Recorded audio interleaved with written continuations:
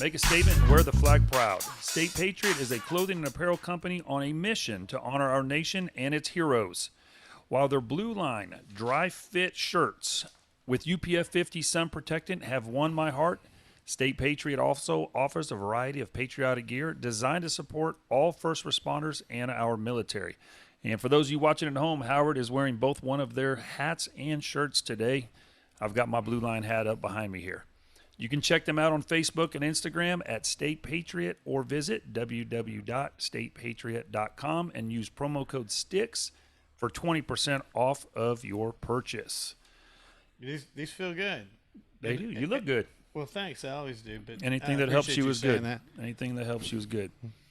Hey, man, Sean Sticks Larkin here, and you know the best person to look out for you as you. And you can start with a free download of the Crime and Place app to your iPhone. Crime and Place is the only app using up-to-date FBI data to tell you the rate of crime where you are now and where you might plan to be tomorrow. Just go to crimeandplace.com. That's crimeandplace.com.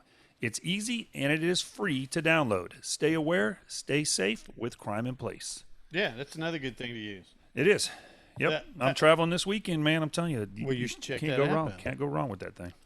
Hey, Sean, how you been? I'm good, buddy. Doing well. Good. We're getting a little cool weather here. About time. I know it's been 1,000 degrees. We actually in Oklahoma live on the surface of the sun. I saw a deal actually on the news, or watched a deal on the news. They said we had 43 straight days here of over 90 degrees. Yeah, I know. Till today. I'm a redhead. I have that internal thing that tells me that it's too hot to be in the sun, so I'll just stay indoors. Hey, but we've got a guest today. As we do weekly. Yes, and this guy's pretty interesting. Yeah, he's even laughing. Yeah, he is. He's getting a kick out of it. He's got a pretty healthy career. So he started off as a L.A. sheriff, or actually started off in the L.A. Sheriff Department. And we know from our previous guest that we started in the L.A. Sheriff's Department. They usually put you in the jail, don't they? That is, yeah. A lot of sheriff's departments around the country, when you start off, you're going to start off in the jail system. And honestly, you learn how to talk to people. You get a lot of experience. I mean, a lot of these guys are 18, 19-year-old kids, and that's where they start out working, and it's in the jail. And so it's eye-opening, but in a matter of few years, they have a lot of experience on how to talk to people from all different walks of life, how to talk to gangsters, how to talk to people who have mental health issues, and so forth before they hit the streets. Yeah, it makes you figure if you want to be a cop or not. People figure it out very fast. You're going to be around criminals in the jail. Yep. Well, he kind of worked his way up and ended up being an elite homicide detective for the L.A. Sheriff's Department. So he's here with us today. His name's Danny R. Smith, and he's got a wicked bar behind him, so we're very happy to have him. But what's the other thing we like to do on our podcast? Oh, we got to have a cocktail. So, Mr. Smith, can you tell us what we're going to be drinking today? Well, Jameson Black Barrel, and that's kind of one of my favorite Irish whiskeys, and you can find it just about anywhere, so it's good to have a good taste for it. And I like mine with an ice cube. Oh, we didn't put any ice in ours. We're going to put lips on ours. So we're happy to have you on today. Cheers to you, sir. Cheers.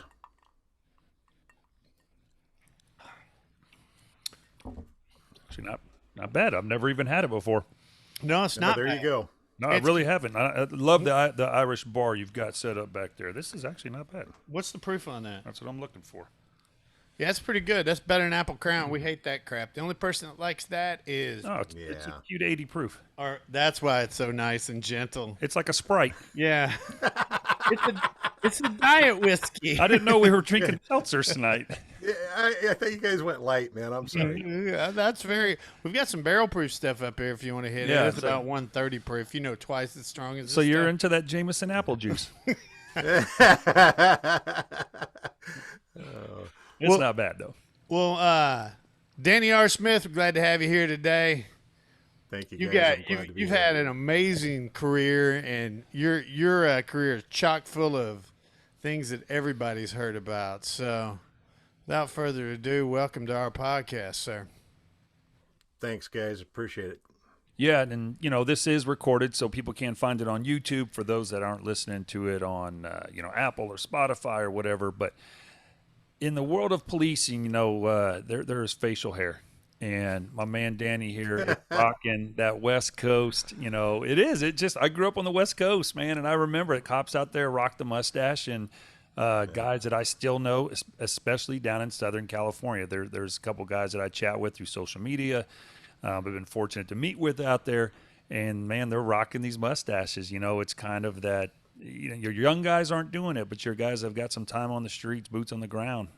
It's just kind of that little seniority thing, and he still has it looking good in retirement. Well, you've got to have some room between your nose and your lip to do it. Mine's a little narrow. He has a little bit of room. He's filled it out. Looks good. Looks good. You know, it's funny in the academy, you're not allowed to have facial hair, and then when you get out of the academy, as you were talking about earlier, Stick, at LA County, you go to the jail first. So you grow your mustache back, but then you go to patrol, and now you're a boot again. You're a brand new trainee, and some of the stations, like where I worked, Firestone, as a trainee, you couldn't have a mustache there either. So those are an unwritten rule. Well, it's not unwritten. I mean, if you have the balls to wear a mustache down there as a trainee, there's a lot of hazing that took place back in the 80s, and if you violated some of the protocol, you would definitely feel the wrath. You know, and that's what, quick funny story about that. So the division that I retired out of, Special Investigation Division, we do narcotics, gangs, vice, you know, intel, things like that. And it's the same thing. It's the only spot on the police department where you can grow anything beyond a mustache, the beard, the goatee, long hair, whatever you want to do. And so, you know, it's one of the things cops always do. They get in there, they want to grow that stuff out.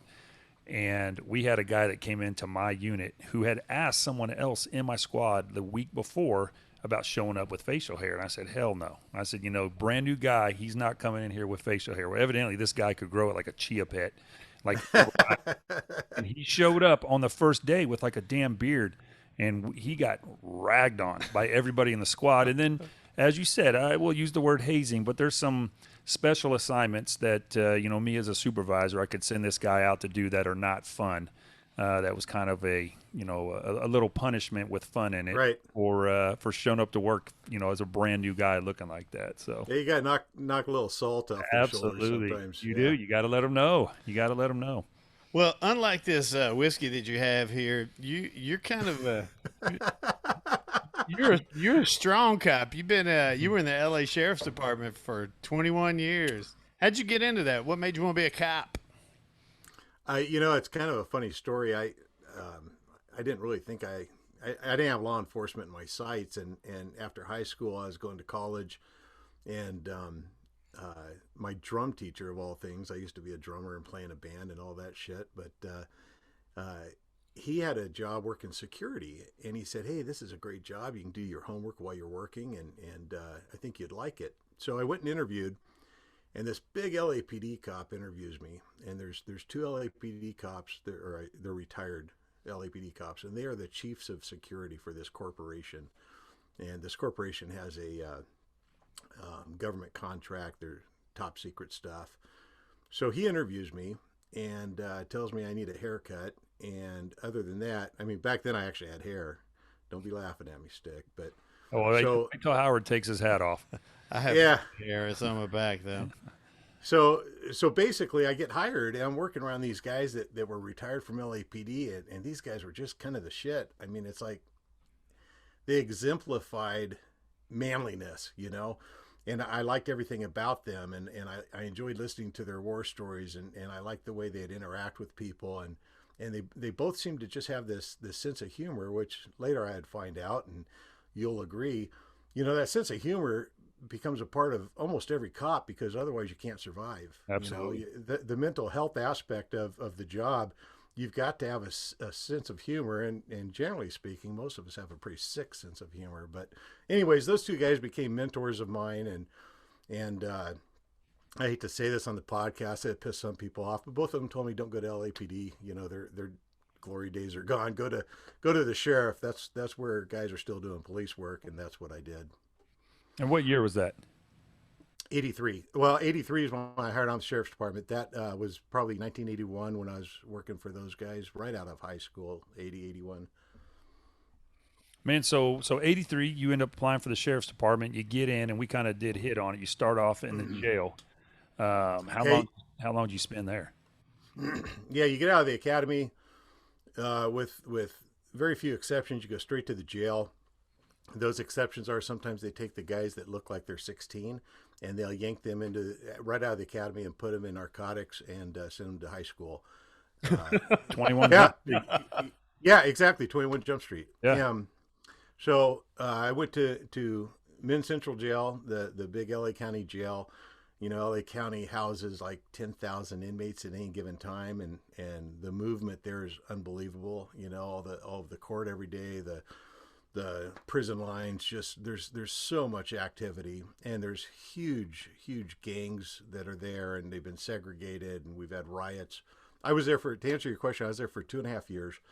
We had 3 major riots while I was there, and then I went out to Firestone, which is South Central Los Angeles Patrol Station, and my district, to give you an idea or give your listeners an idea, is just a few blocks from Florence and Normandy, which of course is the famed Rodney King riots kickoff, and so that's where I spent 10 years.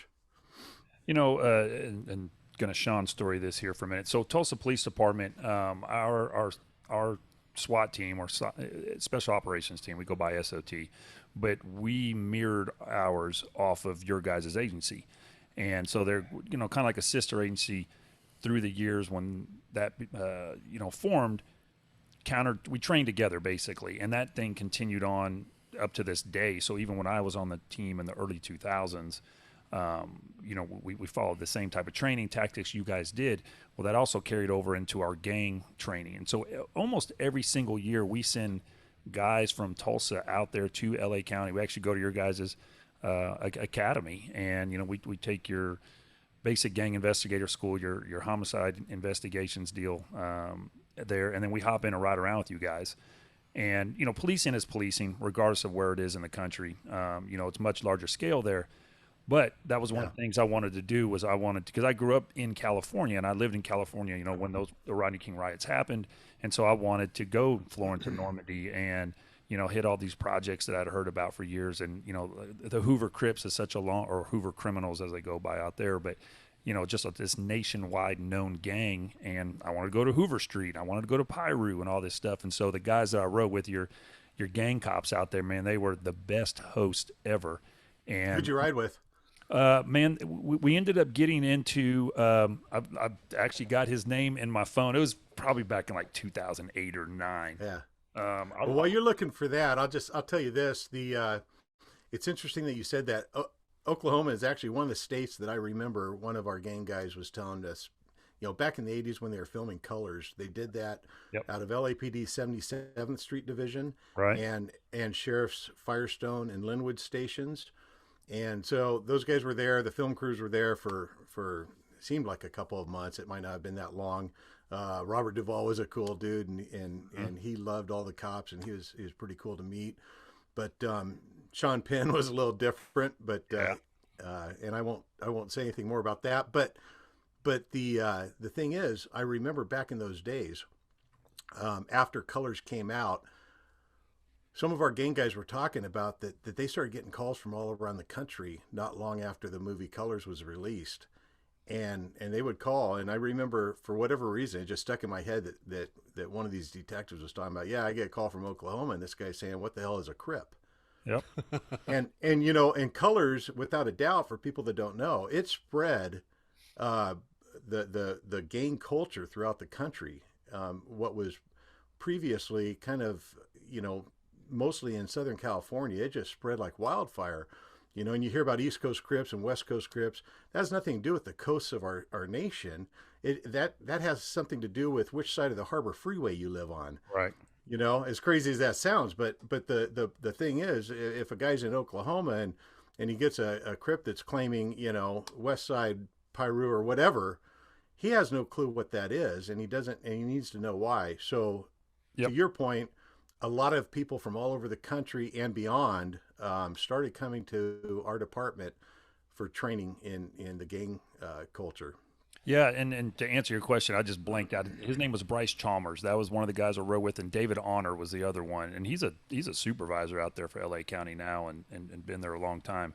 But like I said, 107 Hoover Crips, is a name, and we've got Hoover Crips here in Tulsa. We got guys that claim Yeah. 107, and so I made a point to go out there to the intersection Yeah. of 107 and Hoover and throw up the gang, their little gang sign and take a picture. Yeah. Because every one of these guys in Tulsa, I'm like, they've never even been there, yet they're claiming this gang. So it was kind of fun. Right. Kept it in my car for a long time, showing me actually out there at the intersection throwing their gang sign up. Yeah, I'm kind of an asshole. Like I'll see someone with a Compton hat, and I'm like, dude, I've spent more Compton than Absolutely. than you have. You probably have never even driven through it, and if you did, you would have gotten jacked. So Right. whatever, man. Yeah. Take your hat off. So that was kind of the nexus and start of the gang culture, wasn't it? Were you Yeah, around when absolutely. it kicked up, or was it already started when you started policing? Yeah, and I just finished writing about that in my memoir I just published, but I was part of that whole thing, the LA, the crack epidemic, the highest murder rate of our time, and the gang warfare. These guys were killing each other with AK-47s, I mean, nightly, and the military sent their medics to Martin Luther King Hospital just south of our district, but it was the hospital that we would go to. It's actually in the city of Linwood, just south of Firestone's area. And they sent medics there for training, much like you guys would send your cops to train with ROSS gang detectives, military, because it was the only place in the country where they had the volume of similar wounds, high caliber assault rifle wounds, and a steady flow of it. So their medics could learn how to treat people that have been ripped to pieces with an AK-47. How sick is that? Gnarly. Yeah. I heard that you had one pointed at you and almost got papowed. Yeah, that's a story that's one of my greatest struggles, and I'll struggle with it till the day I die. But yeah, I had actually it was a Mac 10 and or Mac 9, whichever the original is. I'm drawing a blank right now, but the original Mac that was a 380 caliber. Mm-hmm. And a lot of people like the 9mm or the 45, but this particular Mac was designed with the 380 to almost self-stabilize, and you put a 32 round clip in it. It's an open bolt gun, so the only time the bolts close is when you pull the trigger on an empty chamber, or when it runs out of bullets. But it can cycle 32 rounds in 2 seconds. Jeez. And you can literally hold it with one hand and do that, because that caliber is small enough that there's not a lot of recoil, and the cycling is so fast that the gun actually stabilizes itself. And yeah, in a dark alley one night, a guy pulled one on me. We were 20 feet apart, and he dropped the gun right as I was going to shoot him, because I knew he had a gun, but I couldn't see it. It was dark, and my instinct said, man, this guy's going to take me out.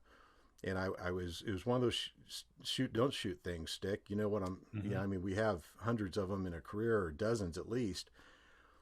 And because I couldn't see the gun, I didn't pull the trigger, and then it hit the ground, and I was like, shit, he had a gun. So my instinct right away was don't shoot. It's a don't shoot situation. All this happens like in just seconds. Right, yeah. If seconds, right? Yeah, you're right. Fractions of a second. Exactly. That your instinct and your training tells you, okay, the threat that was there a half a second ago is no longer there, so don't shoot. And that's what separates the good guys from the bad guys.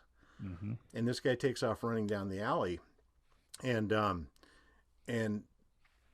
the rest of that part of the story you'd have to read my book for. But I can tell you this: when I went back and recovered the gun, it was on the bolt was closed on a live round with a dented primer. Wow! So he had pulled the trigger on me, yeah. And God allowed that first bullet to misfire. Damn. Or you guys would be drinking with some frickin' SWAT cop or something, and not having this conversation. No, I know. I just had to throw that out there because I knew you guys have one lined up for another podcast. But yes, sir. We all love SWAT cops. Well, they have a cool acronym, Also, yeah. How many people don't like SWATs or flies? Right. All right. So you got saved by that, but man, you were a homicide detective, and the way it sounds like you were working homicide after homicide after homicide. What are some of the more memorable and haunting ones that you can remember? Well, and let me just clarify. Yeah, the story that I just told, that was when I was working patrol, on the streets of South LA. Eventually, I promoted up to Homicide Bureau, and LA Sheriff's Homicide has about 80 investigators in their bureau. It's centralized, meaning we're all in one office, and we cover the entire county, which is large and expansive and populated by millions, 10 million.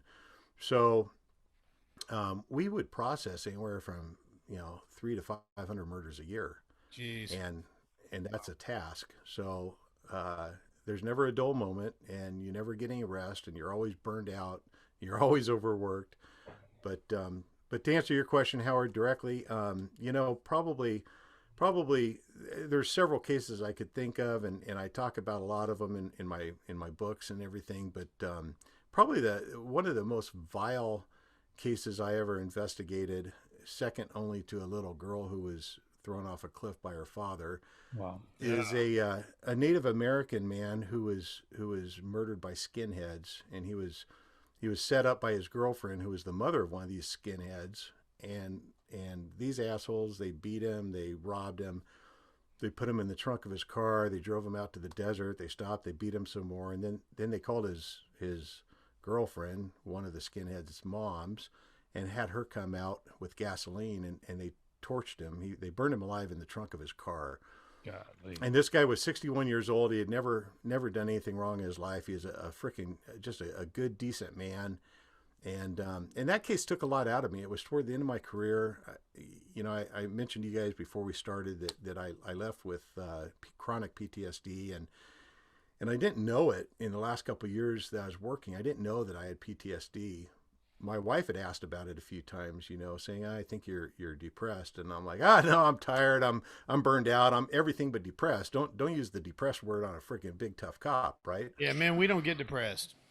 No, hell no. I mean, we're bulletproof. But Right. yeah, as it turned out, man, I was broken. I was broken pretty bad, and that case sent me over the edge.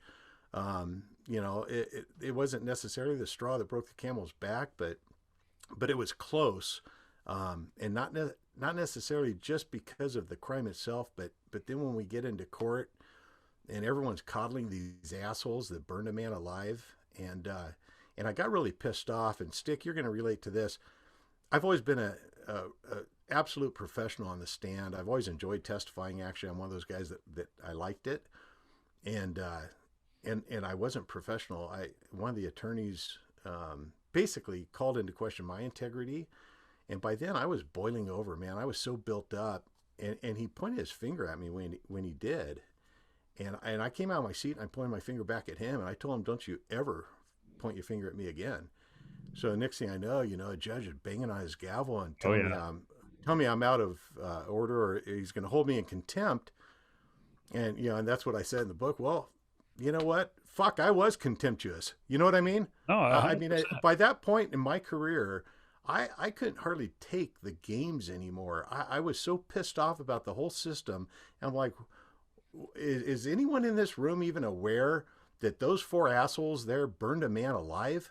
Yep. No, and that's exactly it. And I had a trial here literally my last week on the department, and it is something that the defense attorneys, it's the same type of deal. It's not the guy on trial. They try to put, me and the Tulsa Police Department on trial. And, those type of things. And when you're in the end of your career, when you're comfortable in court testifying, you get fed up with it, and you're more comfortable being able to say, speak your mind freely. Sometimes it is not as professional. And, just like you were saying, these guys coddling those four skinheads. I just watched some of this stuff on the Robert Durst trial, some of these specials, and the things that the defense attorneys came up with to try to keep this guy out of prison. Sure. Just fucking baffling. And it's like, Yeah. listen, it is wrong for a cop to frame and put an innocent person in prison. 100%. Yeah. We all would Yeah. agree with that Absolutely. forever. But it is just as wrong to me for a defense attorney to flat out lie and make stuff up to keep a bad guy out of prison. Yeah, and It is. there's no repercussion for that Zero. shit, which is that my dad's favorite joke. What's the difference between a lawyer and joke goes. What's the difference Come on, between a Howard. lawyer and a catfish? One's a bottom feeder and the other is a fish. Yes. So, I mean, I got some lawyer friends, I got some judge friends, but yeah, there's a lot of them that, I mean, it's a little slimy in what they do and try to do to people. And I mean, you guys are cops. You actually get to see with your eyes this crime scene, right? You get to look at a trunk with a charred body in it, and Yeah. yeah, that ruins people. I mean, we're big and tough and men and everything, but there's certain things we look upon, and you're just like, hell, it etches into your eyes. It does. And Danny, as you're talking about the PTSD at the end of your career, I mean, you came on in the 80s, put your, little over 20 plus years on. And during that era and even the latter part of your career, like you said, it is cops don't want to show a weak side. A lot of agencies at that point aren't recognizing the mental health aspects for us in law enforcement. Now there's a lot of peer-to-peer type of groups that are within departments. Departments have, mental health counseling that's free and so forth, because this job, it does take its toll. And especially if you are in a large agency, a busy agency, you're working a homicide unit, you're working, child crisis when you're seeing kids either killed or physically abused. I mean, that shit, it sucks. I mean, it does. It sucks. And then all along, while you're out there doing your job, you got the feds investigating you.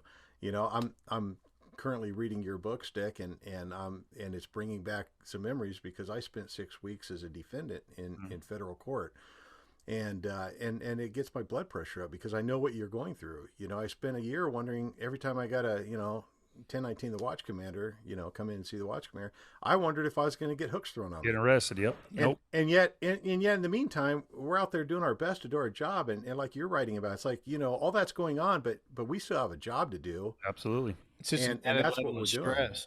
doing. And Danny, Yeah. You mentioned your book. Howard and I are aware you've written numerous books. You've got one posted up there behind you. Tell us about your books real quick. You could talk about all of them. You could talk about your newest book. Let's get that out there. Okay.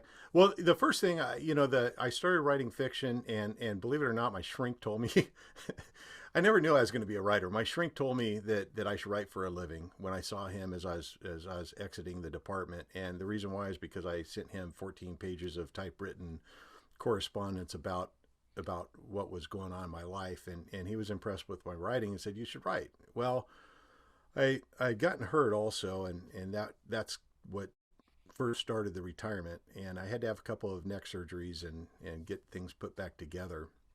So I spent a lot of time rehabbing, and that's when I decided, okay, well, I'll try writing. And I found that it was therapeutic, and I wrote fiction because I didn't want to revisit the things that I left behind.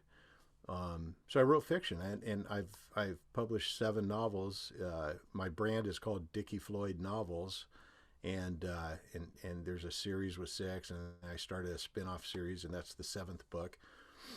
But I've been gone for 17 years, and just over the last year or two is when I put together this memoir, when I realized that, I've got a story that people need to hear, and that people are going to resonate with.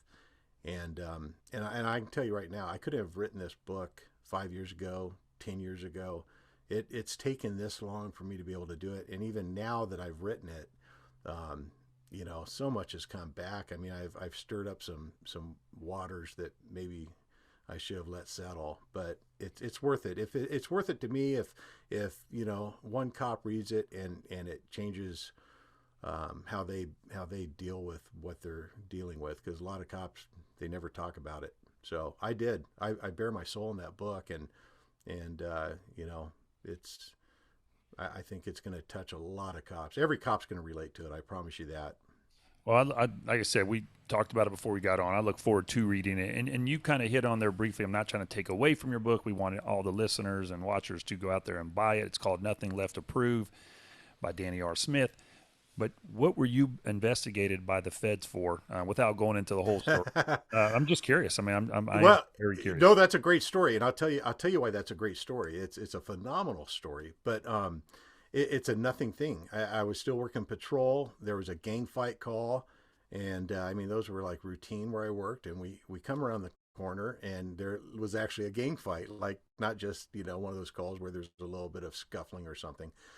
but there was a freaking gang fight. I mean, this thing looked like it was being, filmed or something, and it was a movie, and little assholes were running around everywhere, and my partner and I, we focused in on this one particular little turd, and he's carrying this big board. It's like a 2x4 that's like 6 foot long, It's hard to and swing. he's chasing this other dude, and he's smacking him, right, and he's coming right kind of near us. So that's who we focused on. And here's the thing, this is the kicker.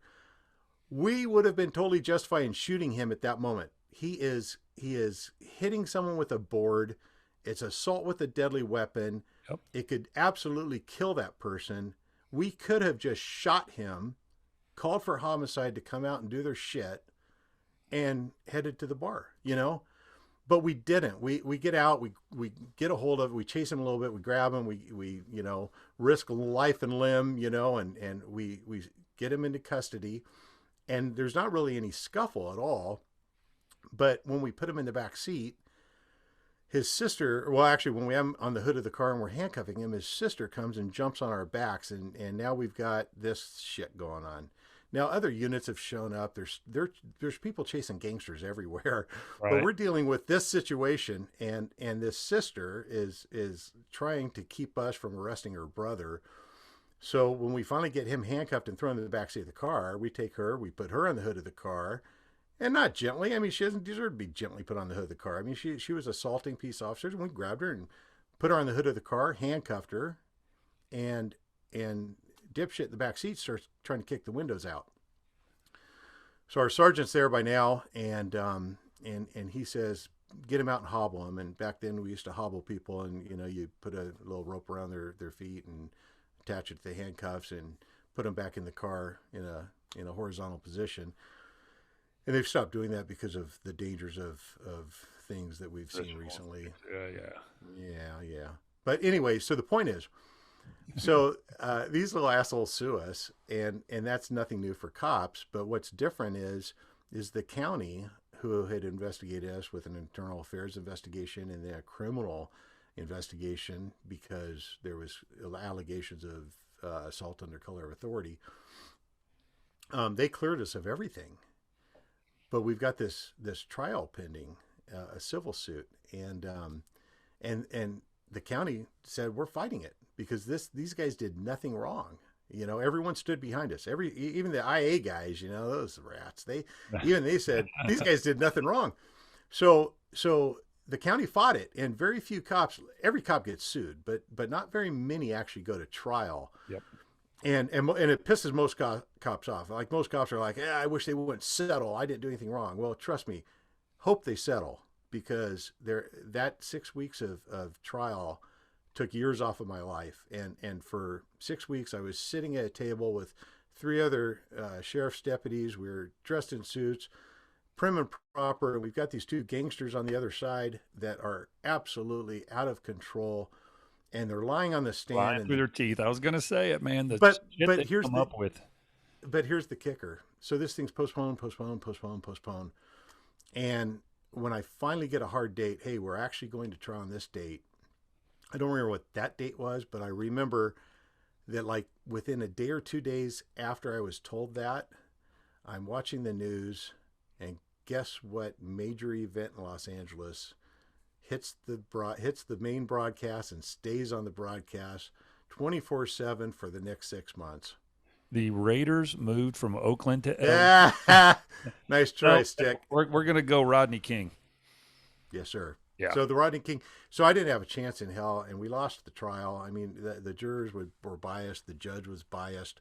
The case was overturned later by the most liberal court in the nation, the Ninth Circuit Court of Appeals, overturned the case and said, Jesus Christ, this judge was a wacko. He was so against the cops. So it was overturned, and they didn't retry the case because the little asshole that claimed he was never a gang member had since been killed in a gang shooting. They're kind of fucked. So he was quote unquote unavailable for court, So they settled after that, but I mean it was an atrocious thing. And then after the Rodney King thing, President Bush decided, well, gee, we need to reinvestigate all the things that have happened with cops where their agencies cleared them, and yet juries found that they did something wrong. So then I come under a federal criminal investigation for violation of civil rights and assault under color of authority, and that went on, I think, for 2 years, where I worked every day wondering, I'd come in, if someone was in a suit, I'm thinking, here we go, I'm getting arrested. They tried to interview me. They wanted to interview me, and I told them, to go away in not very polite words. I said, everything I have to say is in a transcript. It was 6 weeks of trial. Go read it. Yep. But, yeah, it was atrocious. So yeah, man, I feel your pain. That your story in your book, I'm reading it and I'm just going, Jesus, yeah, I'm there with you. Yeah, it's no fun. And, just kind of, you're talking, a lot of cases got reopened. My deal that happened was back under Eric Holder, who was the Attorney General at the time. And there were a lot of police departments across the country that were investigated at that time. And obviously we know, here after George Floyd, there have been, at least requests for lots of uses of forces to be re-looked at. And I mean, we even just here in Tulsa, we've had organizations that want to reopen and look at every use of force. And a lot of people, what they don't understand is use of force is self-reported. It's, whether we use, obviously deadly forces, that's something that's investigated. But I mean, pepper spray, whether we have to punch somebody, use a baton, a taser, any of that stuff, it's us reporting it. We're reporting, hey, this happened, we had to do it. And yet they still want to reinvestigate it. It's like, man, we're not hiding it. We're the ones that are saying, hey, this is what I did. Yeah, and violence is a powerful motivator. I mean, sure. I mean, yeah, sometimes you can tell somebody to stop, quit, don't do this. I mean, what's the 3 things that you guys ask? You ask somebody to do something? I call that the magical police shit. Stop, freeze, drop the gun. All that magical police shit. If you say that, everything good's going to just turn out with roses. That's all the stuff for fictional novels by Danny R. Smith. Police magic. That's kind of funny. But you're absolutely right, Stick. I mean, the problem, and it's getting worse all the time. I mean, God, every cop thinks it was bad in their day, and then you retire and you're looking at it going, God, I'm glad I'm not a cop today. But the biggest problem is that there's a certain element of our society, and it's mostly political, that are pushing this narrative that's absolute bullshit. 99.8% of cops are freaking good men and women out there doing the job every single day. They're risking their lives for people they don't know, and they do a damn good job. Absolutely. And every once in a while, someone screws up. But if you listen to certain elements, no, it's just not. And that's every profession, yeah. You got them in nursing. I mean, people make mistakes, right? But if you listen, happen when they make. But if you listen to certain politicians and certain media, then you would believe otherwise. You'd believe that the cops are out there looking to murder people and put innocent people in jail. And it's just not true. And it offends me. And I know it offends every other cop. It does. It's very offensive. Yeah, and that's the thing. And typically we try not to get into the political side of policing here on the show, but we'll just close out on this. It offends you, but at times it's comical of how ignorant it is and how many people buy into it and believe it because they heard somebody else say it or because they saw it on Instagram or Facebook or whatever it is. And it's just, if you just literally look at the numbers, the statistics are what they are, the statistics, they are what they are. Yeah. And it's just when you really look at it and the number of contacts law enforcement have with the public yearly, daily, monthly, whatever. I mean, it is the tiniest thing that force ever happens to begin with, let alone deadly force on somebody who's unarmed and blah, blah, blah. It just, it's remarkable. It's remarkable given, the people that most cops interact with. Like I always said, no one ever calls you to their house because their kid got a good report card. It's not a good day. No, you're there because they can't handle their own shit. Yep. So we're always there in circumstances that just suck to start with, and yet, as you said, the numbers don't lie. I mean, it's such a minuscule portion of people that have any complaint whatsoever with how we handle our job. So yeah, it's frustrating. That's why there's whiskey, though, right? Boy. Yeah, absolutely. Good and bad, strong and weak whiskey. Yeah, we have apple juice today, but it's okay. Man, you guys are harsh. At least it's not apple crown, man. I mean, Yo. we out stuff, dude. No, I knew. literally, this is not bad. It's not at all. It's good. It's the first time I've ever had it. Yeah. Not the best thing. Hey guys, Sean Sticks Larkin here, and I'm thrilled to share with you one of our newest sponsors here on Coptales and Cocktails, BetterHelp.com.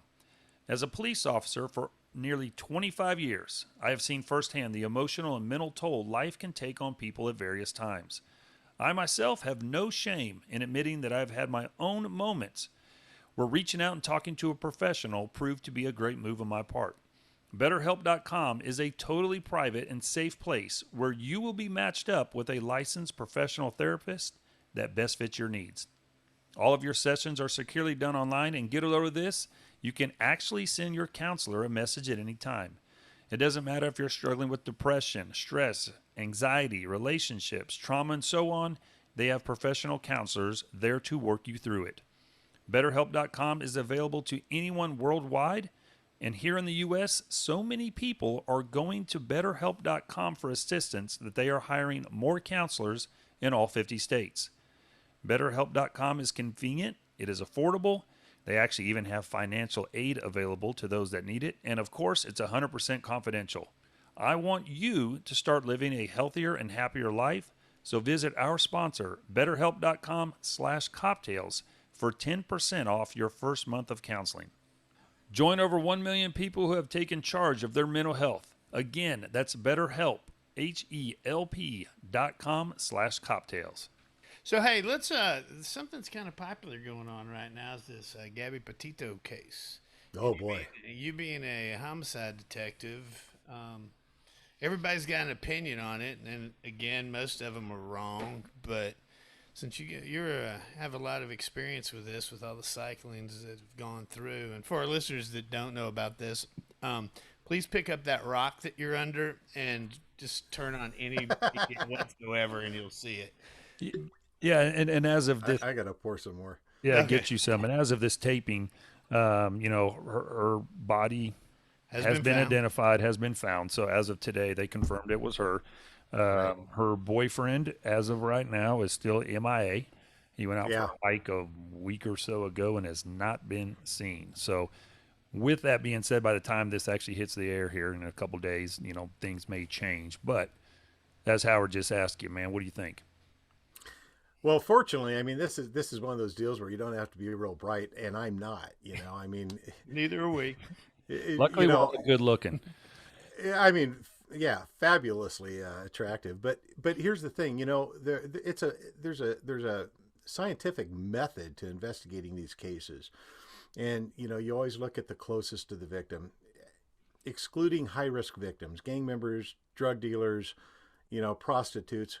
When you get someone like this lady Gabby who's murdered, the odds are, the overwhelming odds are that she was killed by someone she knows. So you look at the closest to her, her family, her friends, her loved ones, and more importantly, or just as importantly, the last to see her alive, the one who found her dead, which in this case doesn't apply. But the point is, everything is pointing toward this boyfriend. And as an investigator, you always want to stay in the middle of the road. You don't want to come to conclusions, but you do want to say, well, I used to say it like this. It's not that I'm investigating him as a suspect, but I have to exclude him as a suspect because just from the circumstances, he is going to be on a list of people that I'm going to consider a suspect, and I need to exclude him. And if you work really hard to exclude someone who turns out to be guilty, you're really you end up building a really good case. It's like, hey, I'm trying to exclude you from being the person who did this. Now, having said that, we don't even know what cause of death is yet. I know through some of the reports I've read that there was a domestic violence issue and she was the aggressor. Yep. And there was an indication that there may have been some mental health issues. So this is one of those deals where I stay in the middle of the road. I mean, it's very, very peculiar to me that the boyfriend's disappeared. But then again, I mean, who knows what he's going through? Did he kill her, or is he also dealing with some mental health issues? I just don't know. I would definitely wait to see what the medical examination says, the autopsy, and see what the cause of death is. Yeah. Sorry, go ahead, Howard. Why don't we watch that body cam video from the police in Moab? Okay. Oh, We can, I haven't seen that. Yeah, we should watch that, and then we can comment on that. Sure. While you load that up, I'll just kind of say, yeah, and there's a lot of questions both from the media and the home sleuths. That's now a big thing. People that sit at home and just on front of a laptop and do their own investigations, talking about it. And why didn't the cops do this? Why didn't they do that? People need to understand where she was found at was a national park. So that is something that involves one agency, a federal agency, being involved with it. He ended up in Florida. You've got another agency's out. Another it's agency. It's a mess. It's man. a mess. It is. And people are questioning, why was he allowed to leave? And I just had this discussion, just a day or two with some friends, and I said he's 100% legally too. I mean, he is not. There's not probable cause to arrest him. He could tell the cops to beat pound sand. He doesn't need to talk to him. He can realistically probably catch a flight out of the country still and go to a non-extraditable country if he wanted to, because there's no arrest warrant for him. And so he can do and go wherever he wants, just like anybody else that's being interviewed, until they are in a place to be arrested. They don't have to 100%. talk. I mean, they still don't have to talk even when they are arrested, obviously. Yeah. Hey, and that's okay. I mean, that's the way it should be. That's the process. Everybody has it. All right, I'm going to play this video for us.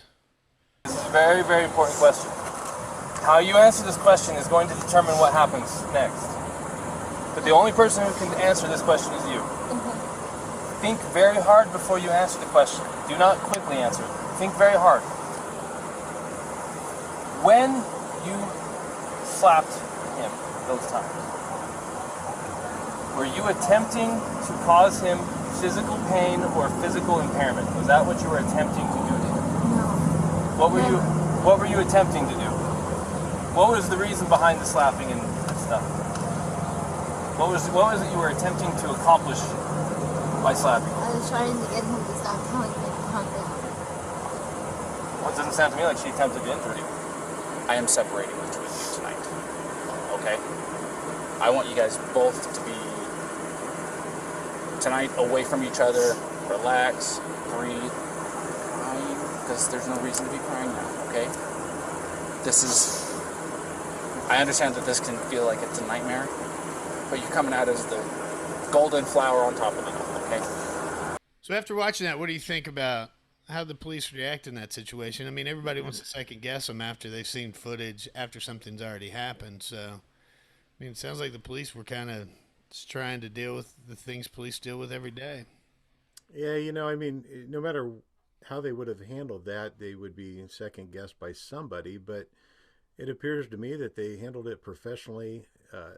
There was a situation that they recognized that there were some underlying issues, possibly mental health. And they handled it the best that they could, and I don't see anything wrong with it at all. What else can they do in that situation? Yeah, and on these domestic violence calls, whether it's at a house, at a business, in the car, like this situation here, and that's what cops are going to do. They're going to try to separate both parties so they could talk to them separately and hear each of their stories and, see if they match up or, that type of deal. And I think it applies to every agency across the country. I'm not 100% positive, but we typically will always make arrest in a domestic violence thing if there is a visible injury. If that happened. In this case, obviously there wasn't one, and so they did their interview here in Tulsa. We do what's called a domestic violence, incident report. We basically, or domestic violence interview is what it's called, and you just document, hey, he said she hit him. She said, yeah, I did it, but we saw no injuries. There was no arrest made. They didn't want to press charges. And they didn't let the two of them drive off together. They put her up for a place for the night. And, obviously, again, tragic results in the end. And we'll just have to see how the rest of that investigation spurs out. Well, one of the interesting things that you have written about is, and you did it satirically, but it was the way to get away with murder. And one of the things, You've read that? yeah, I mean, I did a little research. So satirically speaking, you wrote this. This is not a how-to list. But one of the things you said on there was, don't tell anyone. Yeah. And no witnesses have come forward. No one has said, yeah, he told me this. So if he's either He read my blog, yeah, I guess that's what he did. or he didn't do it. No, you know what, Howard, and just for the audience, I write a blog. It's called The Murder Memo, and themurdermemo.com is how you find it. But I wrote this satirical thing called 8 Ways to Get Away with Murder. And it is kind of funny, and I make sure that the reader knows, hey, look, this is sick cop humor, but yeah, it's amazing how many people will commit murder, and they tell people, and one of the things that when I was a patrol deputy, this case that we had in our area, 2 guys are hanging out, they're smoking PCP, and they're doing what we all do, right? Smoking PCP, watching Tuesday football, night. shit like that. Tuesday Yeah. night. And one of them gets pissed off at the other, and he takes a machete and he starts hacking this guy up, and he's chasing him all around his house because it's harder to kill people than most people realize. So Machetes are dull. this thing looks like a horror movie at the end, right? I mean, there's blood everywhere and body parts everywhere, and so he gets done, and now he's got this dead friend in his house, and he's not really sure what to do. So he finds that rather bothersome, and he takes the guy and drags him into the bathroom, and he puts him in the bathtub. And that works for a while, and then pretty soon he comes down from his high, and now he's bothered by that, and he still doesn't know what to do. So he did what you and I would do. He just asked some of his neighbors, "Hey man, I got this dead asshole in my bathtub. What do you think I should do?" And the kicker to this whole thing is one of the neighbors eventually called us, and when the handling deputies, I wasn't one of the handling deputies on the call. I went by there to see it afterwards, but they knock on the door. That's all you can do is a soft knock. The guy opens the door. Well, right away they can see this looks like a house of horrors behind this guy. They answered the door, so they detain him, and it's a no-brainer from there. The whole case falls together. But the point is, I always wondered, how many neighbors didn't call the cops? How many people did he ask, hey, what do I do with this dead guy in my bathtub, before someone finally said, I'm going to call the cops on this guy? I call this one in. Well, in his defense, man, he cut somebody up with a machete. I'm not going to really want to rat on him. He might come at me too. Okay, that's a fair point. I mean, yeah, scared. Well, there's a comedian by the name of Tom Segura, and he has a little piece in one of his earlier stand-ups where he talks about the show The First 48. And anybody who's watched The First 48, if you watch Tom Segura talk about that show, it is hilarious. But one of the things he says at the end is he has watched, I've watched every single episode, and out of all of them, only 2 people lawyered up right away, and both of them were not guilty. And it's just like, man, that's what he talks about. These people that just go in and just start blabbing, telling everybody everything. Those are the ones that get caught. If we still have time, I'll tell you a story that I think is a good story for you guys to have your audience here. Going back to what we talked about, with the lawyers and stuff. But I had a case where they called me in the middle of the night and said, hey, we got a murder in Lenox and the guy's in custody. Was a homicide detective, you get real excited about that. Like, okay, this is what we call a walkthrough. You go down the process crime scene, talk to witnesses, you get statements, you try to interview the suspect if he'll talk to you, and you put the case together and you file it, but it's not a mystery that you've got to work on, and possibly it goes unsolved and stays with you for years and years. It's a good case. So we get down there, and immediately none of the pieces are fitting. The deputy down there is telling me what happened, and this guy's killed, and this lady over here positively identified the suspect. I'm like, well, how did you guys get him so quick? And well, he was driving by, and the lady was like, oh, I see him. I'm like, wait, what? Well, to make a long story short, I say, hold the scene, because she was describing that this guy drove by in a Cadillac with freaking fancy rims and a blaring stereo, and that happened right when the shooting happened, and this guy gets killed. But clearly it's a walk-up shooting. I mean, there's casings on the lawn where this guy's killed. I'm like, this guy didn't do it, So I haul ass over to the jail where they've already booked this poor son of a bitch for murder, and I go in to interview him, and this guy is an interesting guy. I mean, he's first off, he's like this physical specimen. You look at him, you're like, my God, look at this guy. I mean, I'm not, I'm just saying the guy was like freaking, he was ripped. He was like Howard. Yeah, just like me. Well, that's what I was gonna say. He's like Howard, and he's polite. He's he's a good guy. He's not what I expected to find. And it turns out he plays college ball for a major university that I won't name. And, I mean, this is way back, late 90s, I think, probably early 2000. But I told him, I said, man, I need to know your story. And he's like, well, I don't know if I should talk to a lawyer. And I said, well, if you play that card on me, brother, I said, you are going to stay in jail until that dumb son of a bitch pays off his new boat, because he's not going to let you talk to me.